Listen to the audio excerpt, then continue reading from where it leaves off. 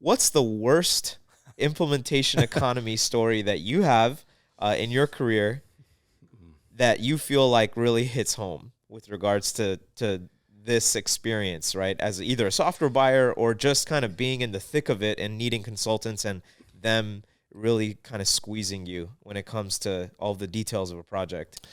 Yeah, I mean, just early on in my career, just as a controller, I think one of the biggest things is just what you're constantly using is ERP systems. Yeah. And if you've gone through an ERP implementation, system selection, these processes are just so Herculean. And in ERP, it's touching so many different aspects of the business.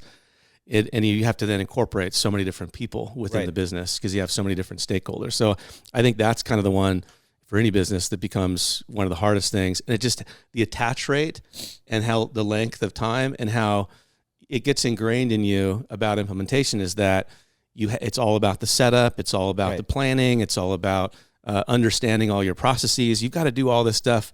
You've got to like clean house and prepare for months and months just to get to the starting line of doing that work. A big part of, starting Trivata was what was happening at the time in VC circles too.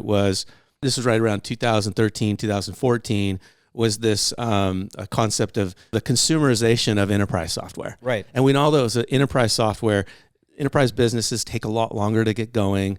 They take a lot longer to scale.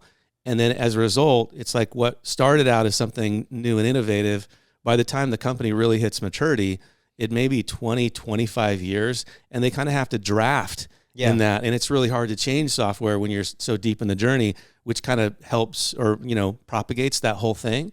But now everything is happening with development cycles and the way everything's architected, everything's changing so fast. So one of the concepts of just embracing that right out of the gate was that we never want to build something like that. We know we've got to future-proof it, and we don't want to get away from that. And the whole thing of remember in the early days, it would almost like to a fault that I would basically say, you can't say the I word.